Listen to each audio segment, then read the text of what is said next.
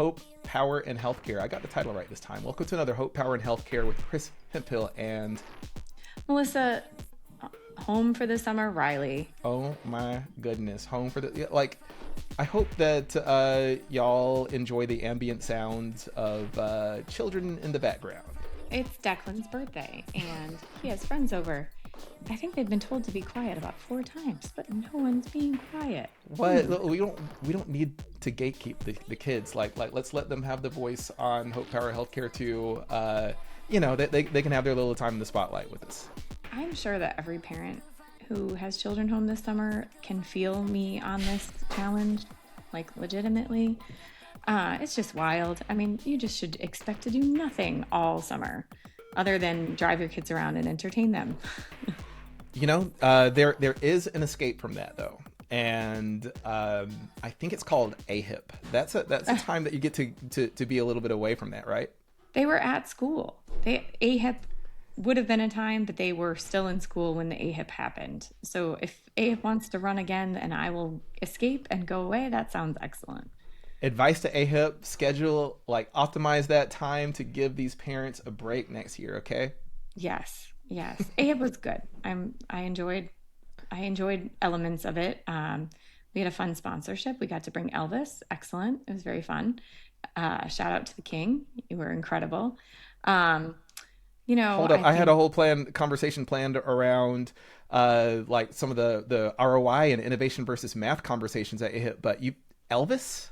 Yeah, well, I keep telling you, if I had to say, was AHIP worth it for me to sponsor, my innovation versus math may not have totally been there in terms of, I think the theme this year across the healthcare ecosystem is we're less excited about innovation and we're more excited about cost savings and how to bring down the cost of care.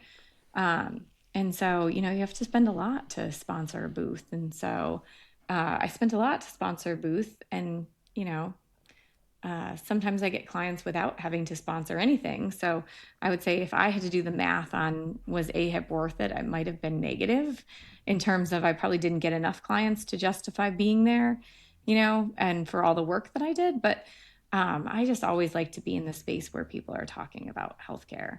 So that's always a interesting conversation to have, because I've been in the health tech industry since 2009, and it's always this big question about the conferences and how much to spend on the booth and whether or not we're getting what we want out of it. We've had that conversation a couple of times before, but now it's different because you're a vendor sponsor and all that. So there's this innovation math that we're going to talk about for people that are interested in that AHIP audience, but also for you. That's interesting to think about. What are some of the things that you would that you enjoyed, and what would you do differently? Okay, so I definitely enjoyed talking to people. I enjoyed understanding what products are out there in the space and who's presenting. And, there's everything, Chris, from, tools that help you with prior auth. There's tools that help you credential your providers. There are all facets of healthcare. There's 10 different AI companies putting AI in all parts of healthcare. So I do like to navigate around the show floor. I also like to kind of hear what companies are talking about. Although I would say if I had to compare, I definitely found mental health East and West to maybe be slightly more of a conversation. Future of mental health East and West, those conferences. Okay. Yeah. Something like that where you just, you were a little bit closer to the panelists. I find a lot of times I'll probably get in trouble for this.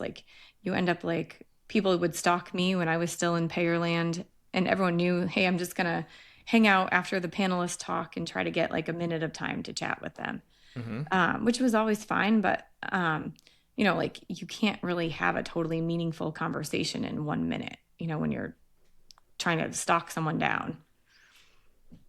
So there's a size component there where the FOMH, Future of Mental Health conferences, smaller, cozier, and more real face-to-face time versus a 60,000 person conference where everybody's trying to hunt down I've seen it, that line of people after the panel ends. Shout out Dr. Well, Taft Parsons for needing probably bodyguards. yeah. And I think it's always like, all right, um, a lot of times everyone wants to understand what's the priority of the plan. Mm-hmm. And even in, like, let's go more nuanced into behavioral health. There are plenty of spaces you can operate in a behavioral health ecosystem. But, do you care about substance use disorder? Are you into peers this year? Like, what are you looking for? I think that always helps people to understand, like, what are the priorities? Because if it's not a priority, we just won't bother you. We'll go somewhere else. And so, like, hearing those priorities is wildly, wildly helpful. Then let's get into that because innovation. There's just this big question. Like, of course, there's always new stuff to do. There's always new stuff to try. But the path of innovation, like I think that there's an exploration component, but that exploration has to be towards a goal of I think this might be able to help with some general problems. But to take it back, because we've been saying AHIP this whole time, we never defined AHIP. What is AHIP and who goes there? America Health Insurance Plans. It's a conference put on by the member companies that are usually health plans.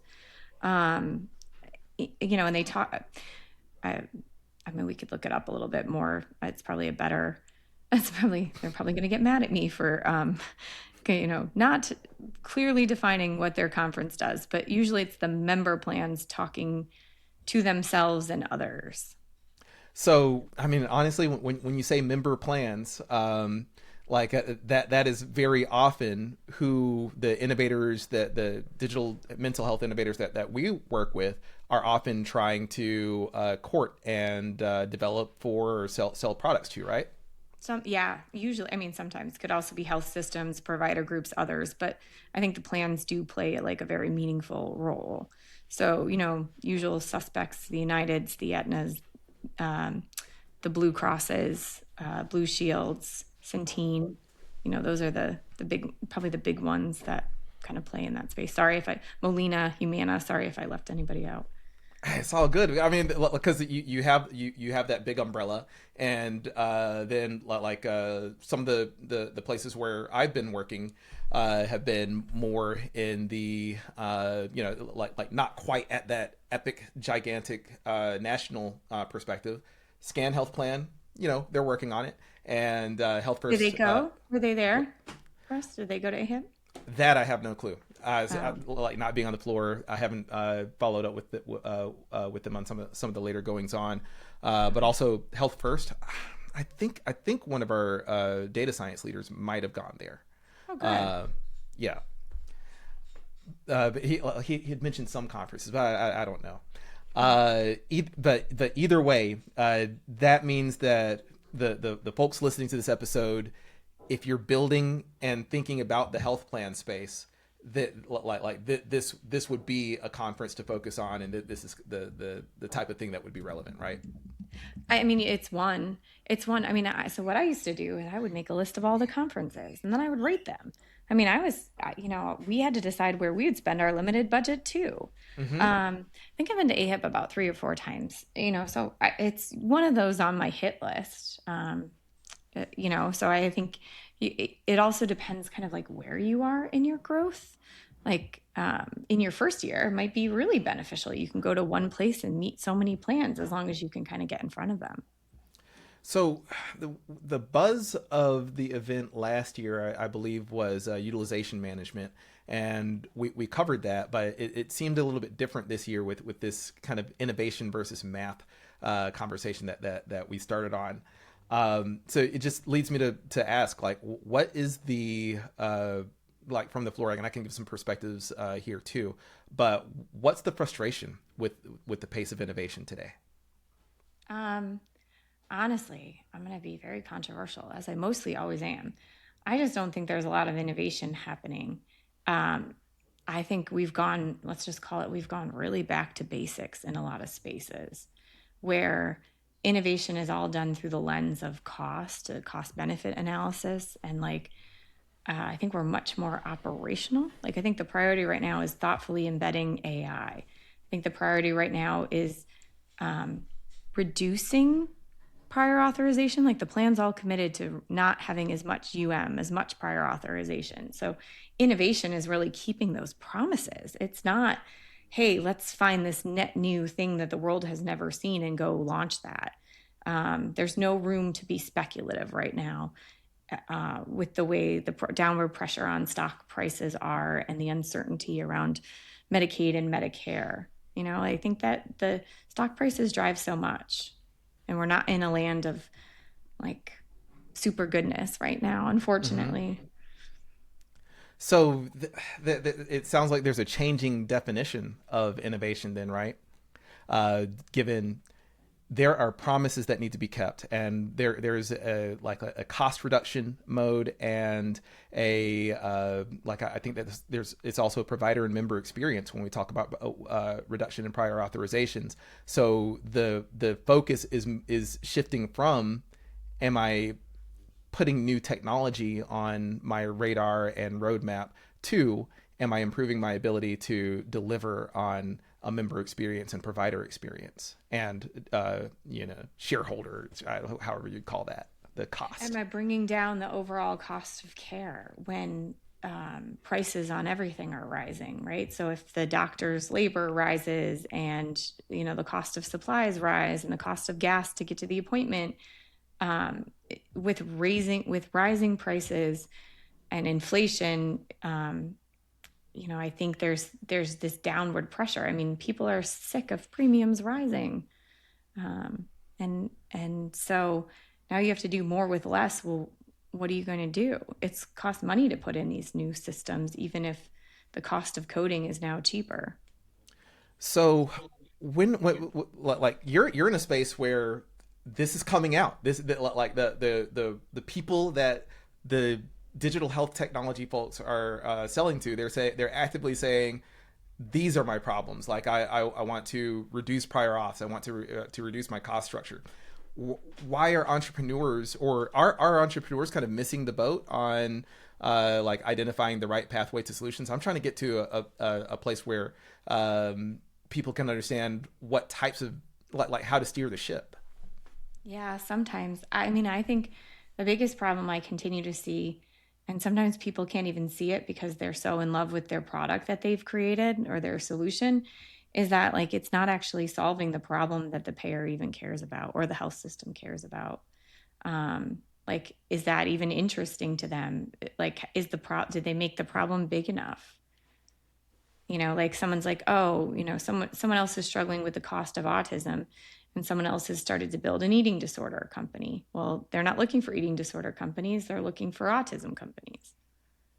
So is there kind of like there's enough health plans and companies out there with varying focuses. Is one component of the problem that people build, but then they don't find the right market, like they haven't identified the right people to actually promote what they're building to? Yeah, like they haven't targeted the right buyer a little bit, or they haven't told it's still me, but they haven't told the world why their product is better than what's out there. Sometimes I think you get a little bit of myopia as a founder. You're so worried about like the core features of what you're building that you kind of lose sight of that bigger picture. And I get it, right? Because it's hard to lift yourself up when you're like trying to build an MVP and say, well, does this MVP have all the features that my buyer needs? And how do you get the at bats or the listening sessions from the end customers and the buyers to say, like, does this really solve a true problem? It's sad that we're still kind of talking about that, but um, I just, it's not easy. If it was easy, everyone would just do it. It's not easy. So, having been on that other side, X number of years, Optum, Cigna, Evernorth, etc. When, what would send you on a hunt for identifying the right type of innovation to solve a problem internally? Usually we would set strategic priorities. So, like, we would look across the strategy team if I was on that, or the organization. And I know you've probably experienced it too. We'd identify with the money that we have, which wasn't always a lot. what do we want to spend our money and our time on? Because we can't fix everything. And um, I guess sometimes it doesn't feel meaningful. I was doing a lot of, this is a little bit of a tangent, but I was doing a lot on like what makes work meaningful, and sometimes I think the organizational priorities may not always feel relevant or meaningful for the people doing the work, but they're usually like the biggest problems, or they're the biggest barriers from the business moving forward. And if you think just from a strategy lens, um, what's going to provide you the biggest lift? Do you need to launch a new product? Do you need, sometimes launching the product is the only way to make the numbers work. But like, what problem will the world believe that you're the right person to solve? Like plans have to create products too. I don't think people always see that, right? Mm-hmm. They have their job is to administer these benefits, and they look across their ecosystem and say, what's preventing me from administering the benefits? Have I not created the right benefits that people want to buy? Is the cost of administering the benefits too high? They're doing their own calculus, and you need to fit into that ecosystem. So when a vendor or innovator has that calculus, like has that understanding, or you sought them out, like your typical sales cycle is 9 to 18 months in healthcare, and that's just a number that a lot of people throw out. It matches up with what I've found in various survival analyses. But when people get those other things right, do deals close faster? Like, have you ever moved an innovation forward faster than that typical 9 to 18 month cycle? Oh yeah. A great example is COVID tests, right? Everyone needed COVID tests to get back to work. I remember being at a company where we were like working till like 2 in the morning trying to get contracts out. I was just laughing about that today with someone. Like, remember that time? It feels like we're not sleeping again. And the reason why is because in order to get back into the workplace, return to work, you had to get these contracts done. But absent that, I mean, I would say that was not an everyday occurrence, Mm-hmm. Chris. I think that your timeline is right, in part because sometimes funding can be a year delayed. Sometimes you're asking for funding now um, for something you're going to work on in 27 or 28, especially if we start talking about regulated entities where benefits have to be filed with the state. I mean, you're planning work a year or two in advance. Caution to our startups, make sure you've got the runway. Makes a whole lot of sense. So, with that, like knowing that the cycle is so long, and they have to be aligned. Like COVID, like an obvious burning platform problem, but it's kind of this. I think there's a little bit of a chicken and egg scenario where, like people say, I want to be in the health plan space or target the health plan space, but how do they actually know like how are innovators to know what problems to focus on? I think the good thing is with the pervasiveness of Claude and ChatGPT and everything like that, um, I I think the problems are still out there.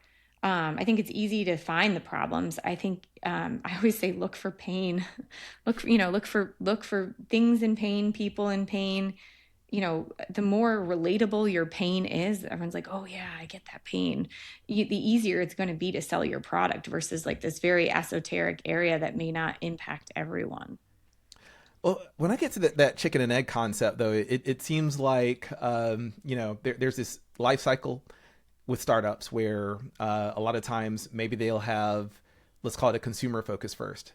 Then they find out it's hard to make money with consumers.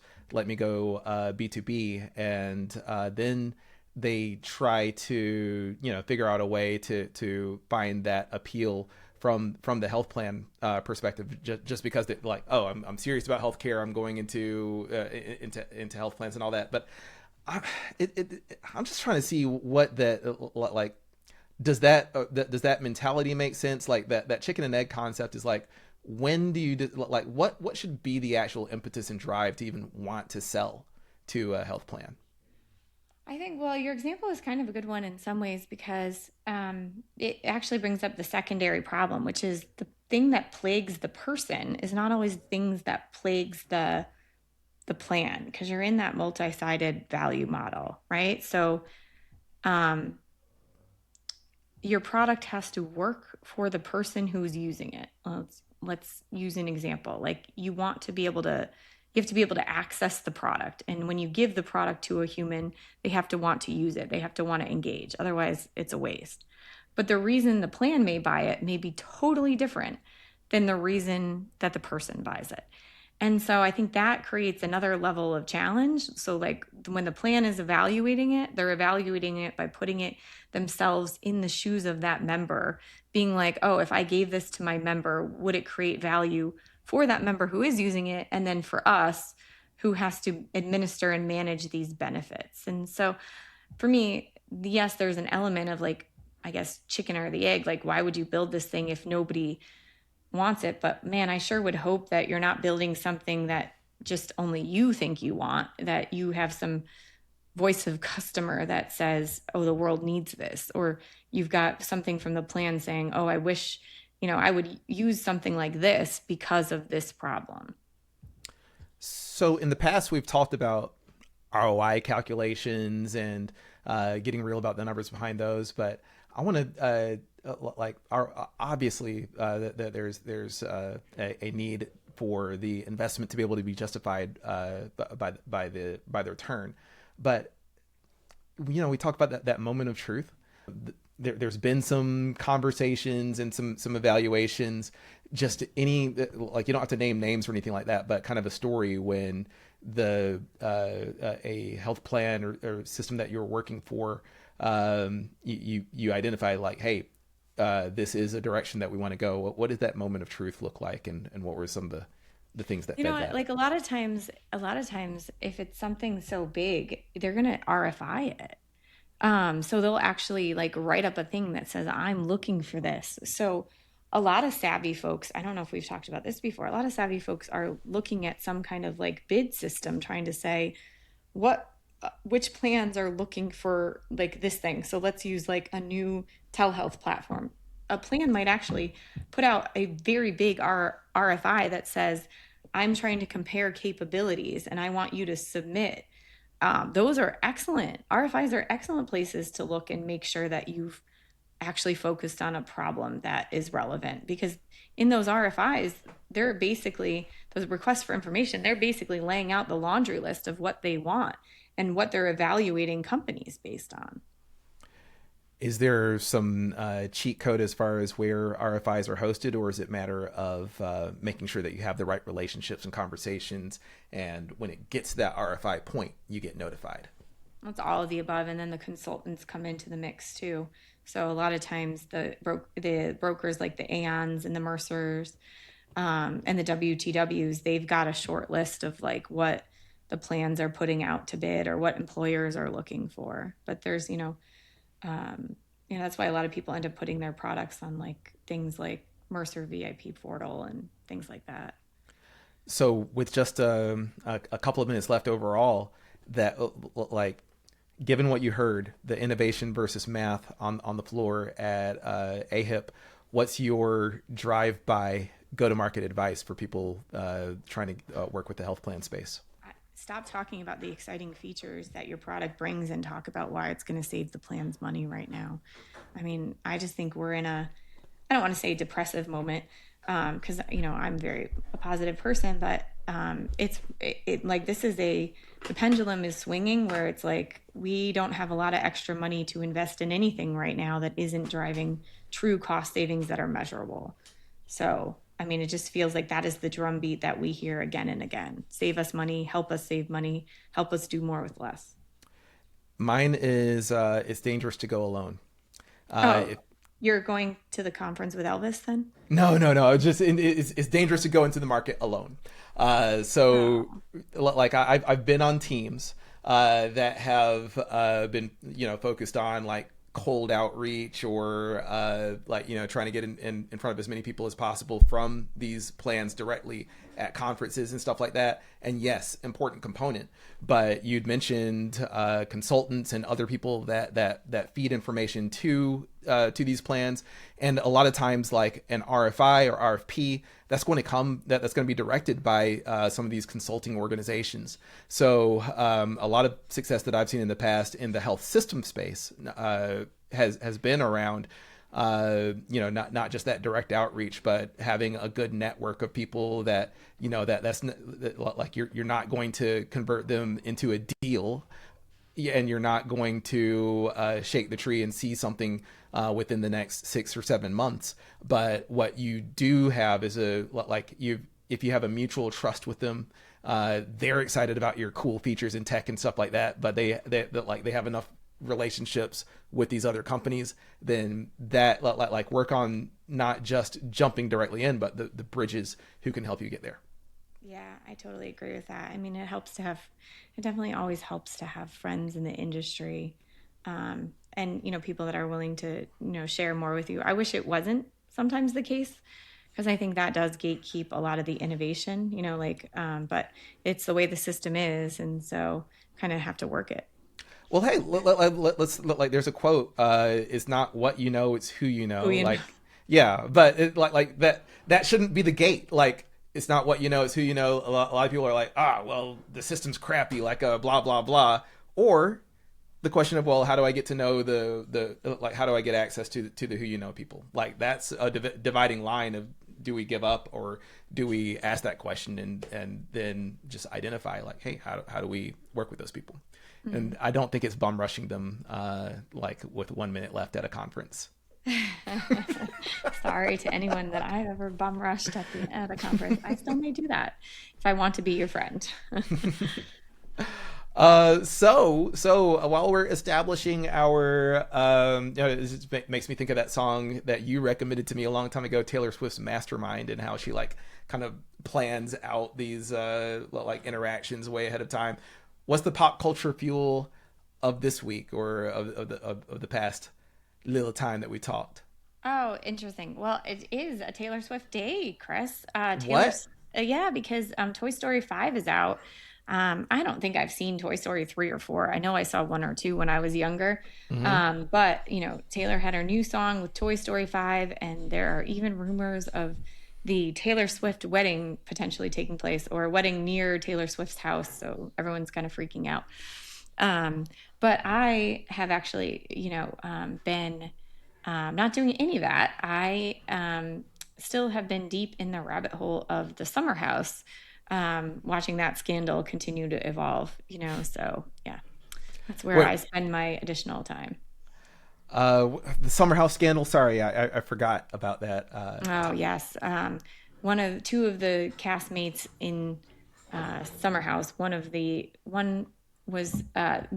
partners was married to someone else, has, divorced the husband, and was sneaking around with another castmate who also dated another castmate. So anyways, it's trivial, but, super fun to kind of live vicariously through these summer house castmates.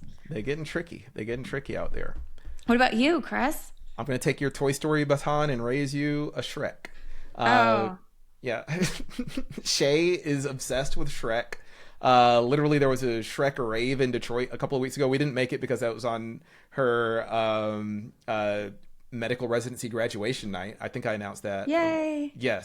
Yes, which was incredible. But she's been obsessed with June 30, 2027. That's when the 5th Shrek movie comes out. So we're already making plans. Did you go to Shrek the Musical? They played Shrek the Musical music in my workout class this morning. It was Show Tunes Day. I'm gonna look that up. Like, as far as any gift to give Shay, which I, spoiled if she's listening to this, but yeah, I'm gonna look up any kind of sighting of Shrek the Musical that is possible, and it's confirmed Congratulations. amazing by Alyssa. But Yeah, congratulations to Shay, though. What an accomplishment. What happens next?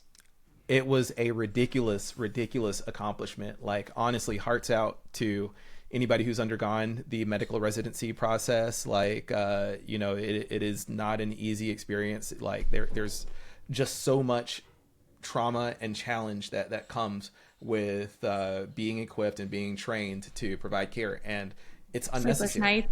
nights. Yeah. Yeah.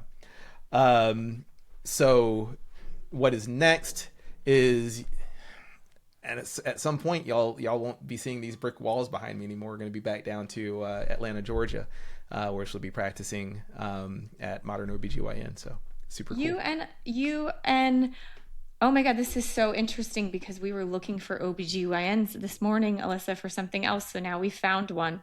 Amazing. Yes, ATL, the best. Well, like literally not by statistics, but once Shay moves down there, And the neither best. Alyssa nor I are pregnant. That was not a pregnancy announcement. The GYN, not the OB part. It was no, we were. It was for work. Okay. As we heard from the beginning of the episode, I will be having no more kids ever. Oh, dying. Yeah, happy Dying. birthday, Declan, by the way. So Yes, happy birthday, Declan. He's 9. Crazy. His friends got quieter. They must have gone in the pool. I think they're just listening to the podcast. I bet you. I bet you. They Their ears love pressed to the door. they love math versus innovation for sure. Well, wonderful and gorgeous folks. Thank you so much. Thank you so much for hanging out with us. I must say that it do be popping off in the Discord. So join there, and maybe the conversations are overly nerdy at times, but come on in. Throw your spice in there. We would love to see you. Love, love. Be well, and we'll chat again soon. All right. Thank you, folks.